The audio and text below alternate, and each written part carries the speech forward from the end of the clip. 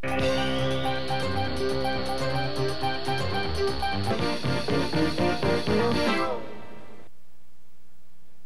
program was made possible in part by a grant from the New Jersey Committee for the Humanities. Additional funding was provided by the AT&T Foundation.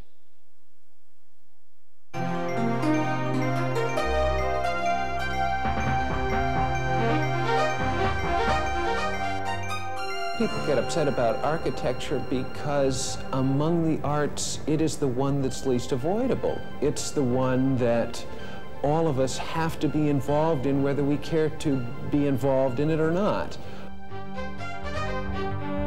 I think almost all of these buildings are overvalued, and that most of them will seem very trivial in another generation.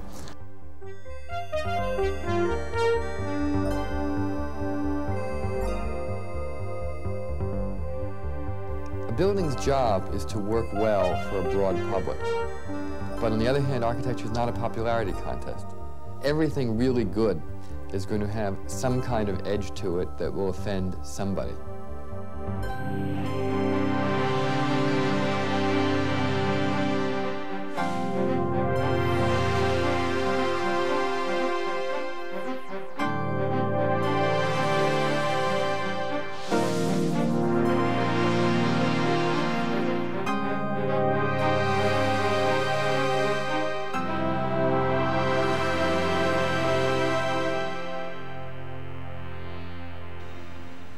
The international style was a movement in architecture against the ornate historicizing designs of the 19th and early 20th centuries.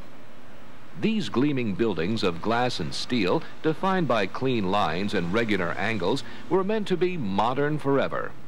But then, something happened. Architects began to question modernism.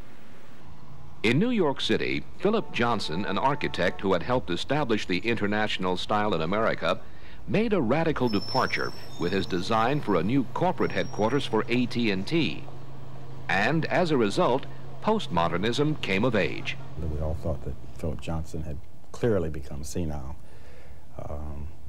Looking back and seeing what's happened since that structure, I think that it's clear that he had the insight to know that we were at a point in our civilization and in the movements of design, the design movement, that it was necessary for a change. It's really the building that brought the current era of skyscraper design into not only New York, but onto the national picture with a vengeance. AT&T, built by what was, at the time, the largest corporation in the world, seeking a consciously non-modern building, or postmodern, if you will, seems to me to represent kind of the symbolic end to that period of modernist reign. The uniformity of a modernist building was replaced by clearly indicated lower, middle, and upper sections, and each made a reference to the past. Arched portals below. A central portion, covered in masonry, recalled the classic skyscrapers of the 1920s, topped off with a 30-foot crown that resembled the top of some Chippendale furniture. Yet what seemed like a shocking departure from accepted design principles in 1978 is now commonplace. Critics no longer focus on the ideology of the building, but are more concerned now with the facts of the building and how well it functions as a part of the city.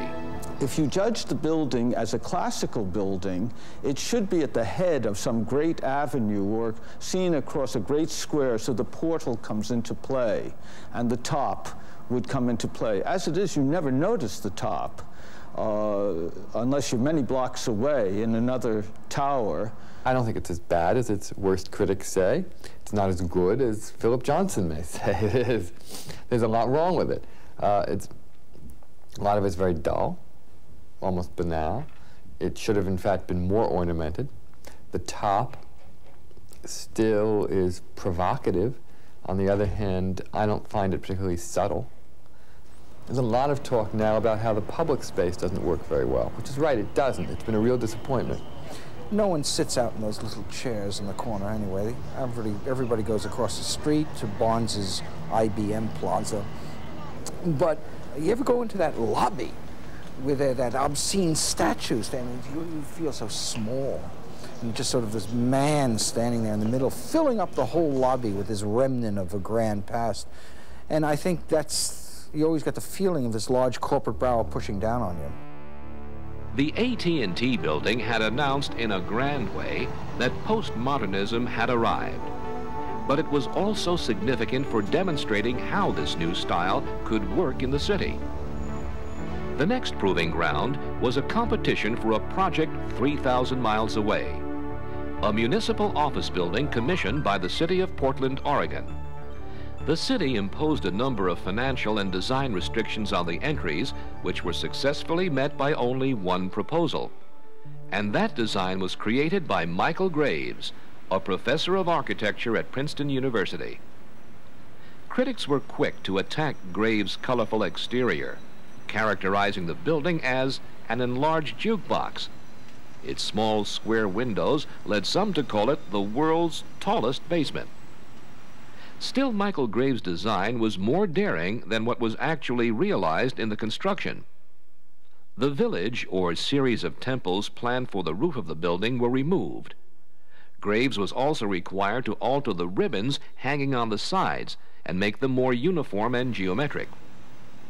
The design of the Portland building took the brunt of the ideological criticism leveled at postmodernism. Then you have people like Michael Graves, who's appealing to what I call the most reactionary desires for imperial imagery that one could imagine. Within the camp of postmodernism, we have people giving us the neo-castle and the neo-cottage. And neither of those is really concerned with the substance of how people use buildings, but with the style that people have embedded in their memories of what they think they would like to have. I think postmodernism is an infatuation with architecture as fantasy. But for the people who work in the Portland building, the design has become a reality. Selena Oldham, director of the Metropolitan Arts Commission, has an office on the 5th floor. I think, as many other people did in the city, that Michael Graves created a wonderful sculpture. And as this building is, in fact, a sculpture, and I think as part of the whole city's architecture, it's a very successful sculpture. I think the color's wonderful, the scale's wonderful, and his paintings are gorgeous. And I think that we love all that aspect of how this building works, and I wish it actually just worked as a building and not as a piece of art. Portland could have had a bad building, an anonymous bad building, as opposed to a singularly designed bad building.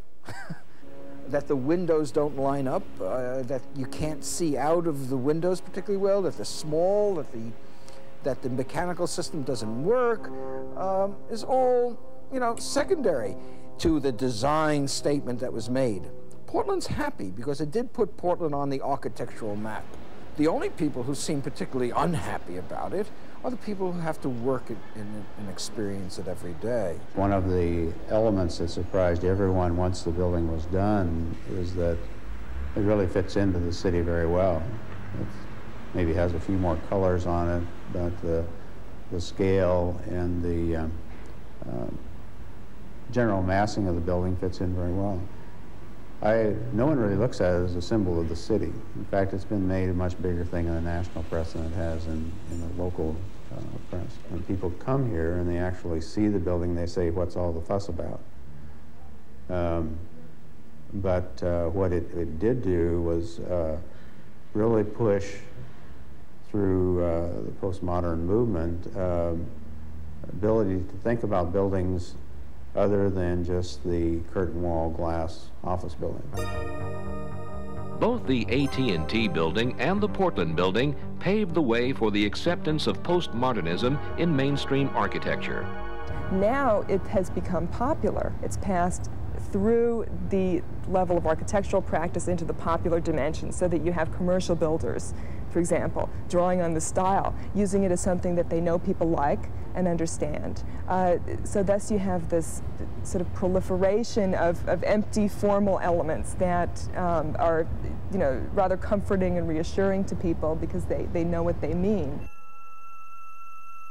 Critics questioned the validity of incorporating popular culture into serious design. Some felt that the visual references were in-jokes for the elite, a charge that has been repeated against many architects working in the postmodern style.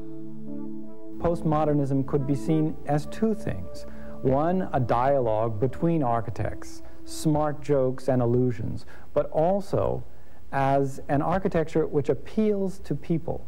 So that in the same way that abstract expressionism became a kind of very, very particular dialogue and was then replaced by something like pop art, in the same way architecture today, with these allusions, which things that people can understand and react to, is in fact an architecture which takes its message to the people. When you first get here and you look at it, you say, wow, what is this?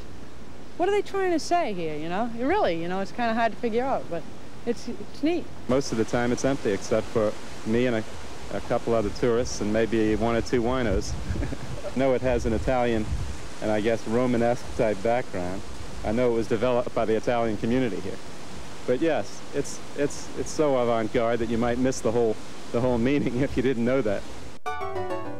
In designing a monument to celebrate Italian culture and its role in helping to shape the city of New Orleans, the architect Charles Moore planned a piazza that was fun and full of historical references. Yeah, there are a lot of in-jokes, that's true, but I don't think they're anything that would be really too mystifying to anybody else. For instance, there's the face of Charles Moore over there, and a person in the architecture profession might know it, but anyone outside the architecture profession would certainly think that it's really rather funny to have a big moon-faced man spouting water. And the humor of it would be there, whether or not you know it's the face of the architect. He was the pioneer of bringing humor to architecture. Humor and a sense of the wonder of the experience of viewing a building and experiencing a building. And nothing shows this better, I think, than Piazza d'Italia in New Orleans. A piazza that was designed to be like a picture postcard of Baroque Rome, with a fountain that apes the Four Rivers fountain in Piazza Navona, and that brings people a sense of the wonder of being in this Italian quarter of town and coming upon a place in which one has all the images of Italy, including a bubbling fountain, a relief map of Italy, which is quite spectacular and unexpected, arches in perspective, special columns and column capitals that spurt water in imitation of Ionic columns. It's a joke, it's funny, but it's also poignant. Certain elaborate jokes, such as the New Orleans fountain, is a mess, a disgrace. It wasn't built well to begin with, but one wonders at whose expense this joke, this elaborate joke, has been launched. I think it's at the architect's expense. A lively, decorated, sensual plaza is going to be a lot more comprehensible to the average person than a stark, empty field of concrete, which is what modernism might have given us.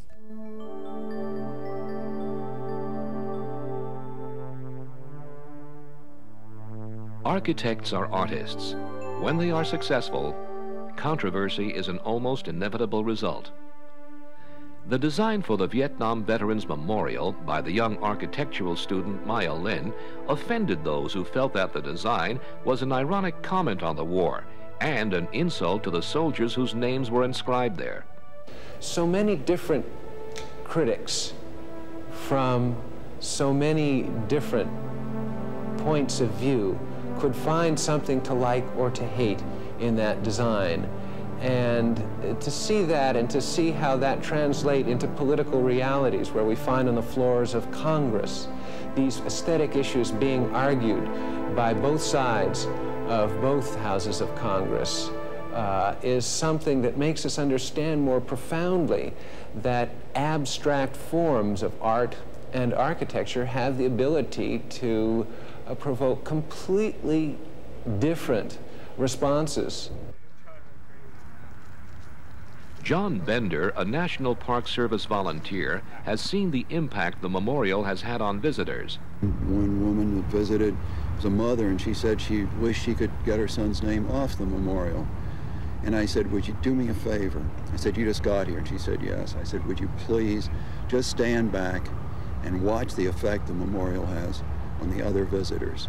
See how they respond to it. And of course she sees people touching the names with their fingers and doing rubbings of the names to take back, and people in tears. And I forgot all about her, and about half an hour later she caught up with me and said, "I wanted to thank you." She said, "I feel completely differently about it now. Now I understand."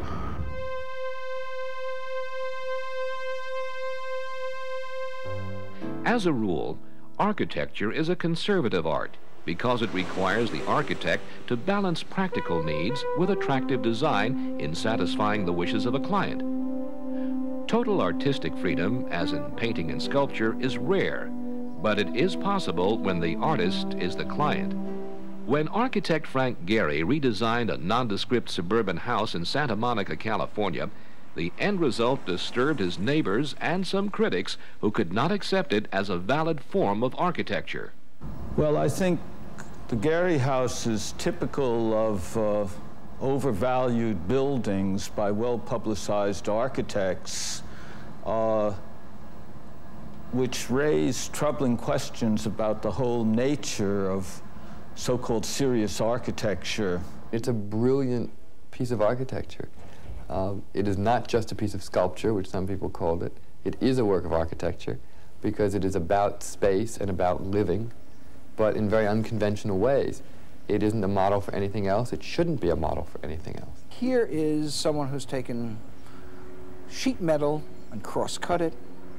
He's cross-cut plywood. He's perverted materials. He's forced angles to make an architectural statement. It is a piece of sculpture. And when this doesn't work, of course, as architecture, he's been trying to sell it for years, they call it art.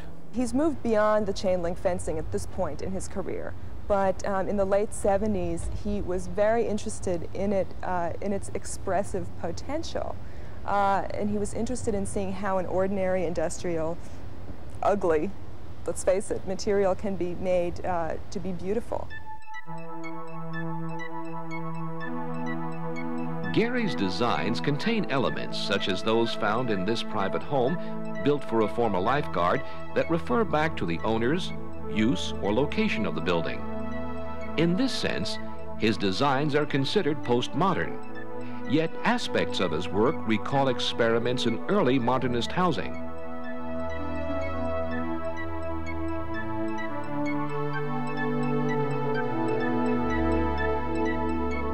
Ironically, sometimes architects like Frank Gehry are considered postmodern when, in his use of common materials, concern about construction, possibly making statements about construction in very absurdist ways, he's actually carrying on a modern tradition. By the mid-'80s, Gehry's designs continued to evolve in other directions. A commission from Loyola University gave him the opportunity to express some of these refinements when he transformed part of a dense Los Angeles neighborhood into an airy, open campus for the university's law school. The original proposals was going to be for another squat infill building. And what Frank did there was to break it up into elements, I think made it a much more interesting campus. That he strained it and put a little here and there, and he forced materials is unfortunate. But in terms of urban design and how it relates to the community, I think it's a great success. One architect whose designs have reshaped the face of much of urban America is John Portman. In his highly successful career, Portman has expanded the role of architect to include the development and financing of a project, as well as its design. Portman is best known for designing hotels with vast interior spaces. His atriums are typically lined with restaurants and shops, surrounded by lights, sculpture, and fountains, all of which impart a sense of fantasy and glamour to his buildings. Those ideas of entering into a space, of seeing its glitter, of feeling the air and hearing the sound, of being able to touch the water, those ideas of creating a sort of a sensuous environment, visually and tactily, are also ideas that architects have been playing with in the 70s and 80s. What he's done is allow many of us to talk once again about the importance of public space, but how he's built it is really a bad example. He developed a formula. It looked profitable in Atlanta. Now we find it in Detroit, San Francisco, and on Broadway in New York. His ideas didn't really become more complicated or more refined or further developed.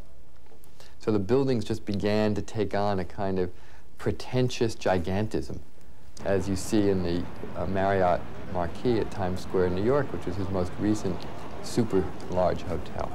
I think Portman represents a giant in some respects. He found the whole process simple in bringing the money to the project, bringing the developer to the project. So he saw the architect as a central figure. Like the interior space of Portman's Marriott, interior space became the focus of controversy when I.M. Pei unveiled his design for the East Wing addition to the National Gallery in Washington, D.C. Unabashedly modern, its unique triangular shape caused the East Wing to stand out among its neoclassic neighbors on the mall. Its vast interior reception area was attacked for attracting more attention than the art displayed there. Critics also charged that it consumed space that more properly belonged to the galleries. Word got out that we had built a huge interior court and very small galleries, and very few people really realized the size and extent of the galleries. There were actually 60 galleries when we opened, and I kept pointing out that if you spent 1 minute in each gallery, it would take you a whole hour to run from one to the other, and you would have seen nothing. If you compare it to the west wing of the gallery, which has a much better balance, there's not this real separation between the central space and then everything else. When you go into the galleries, they seem cramped and kind of contrived, and I've had some real problems with the circulation system, getting up into the towers and switching over from escalators to spiral stairs and things like that. It's pretty confused. Museum architecture has provided architects with the opportunity to practice their art in an art environment and can often serve as a showplace for design innovation. At the Museum of Contemporary Arts in Los Angeles, or MoCA, Arati Isozaki, one of Japan's best-known architects, illustrates another direction within postmodernism. In most of his works, Isozaki makes extensive use of geometric forms. However, certain forms, such as MoCA's rooftop pyramids, are seen as clear references to the pyramid shapes that top two of downtown LA's most prominent landmarks, City Hall and the Central Library. We also see repeated throughout the museum curved lines, what the architect calls Marilyn Monroe curves, reminding those who see them that they are in the land of the stars. In the MoCA building, Isozaki is less overtly historical in that he does not use historical motifs. The way he brings different materials and forms together is somewhat more restrained, harmonious, and even classicizing. So I would say that it approaches, and this may sound strange, but it approaches the modern tradition, I think, as much as the postmodern.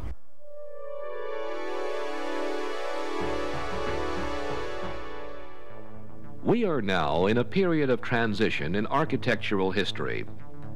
These vital, diverse experiments in the design movement, lumped together under the name of postmodernism, have given rise to an equally varied body of interpretations from critics, historians, and educators, all attempting to assign a particular significance and direction to these works.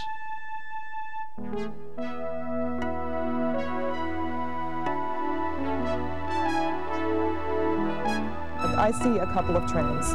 I see a swing away from postmodernism towards a renewed appreciation of what modernism has to offer. The intellectual vigor, the simplicity of forms, the element of social responsibility that was key to the early modernist period. I think all these things are enjoying a renaissance, a renewed interest on the part of architects.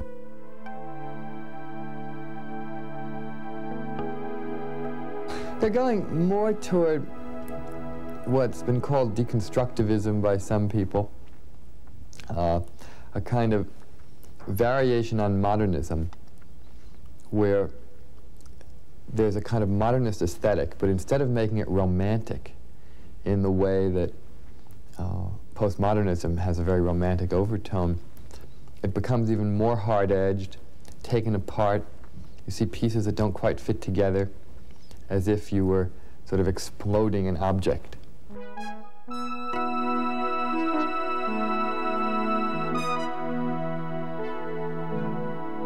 An extension of the modern, a reaction to the modern, a retreat to the past. You know, I think that's what we're going through now, but I think that probably the economics of our society, along with the technology that will change everything, will probably have a tremendous impact by the year 2000.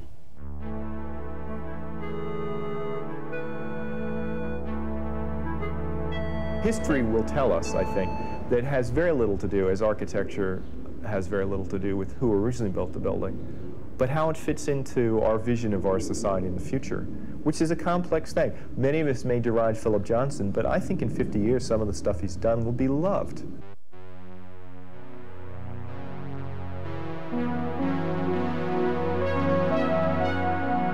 When we judge a building, or when we try to judge it, we bring to that judgment all of our own prejudice and our own viewpoints. The important thing, I think, is not so much the judgment at all, but it's the turning over in our own minds. What do we think is appropriate? What do we think is inappropriate? What was the intent of the architect? What was the intent of the client? How do I feel about this? And so if the debate on postmodern architecture helps people to understand that, to understand the challenge of really being aware of where they are in time and space, then I think the debate is worthwhile.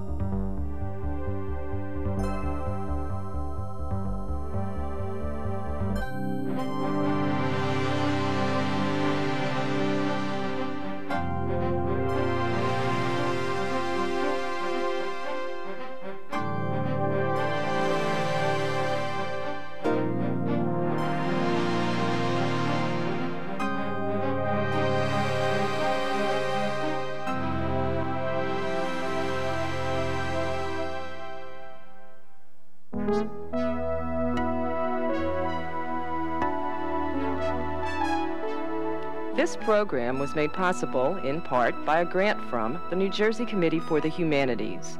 Additional funding was provided by the AT&T Foundation.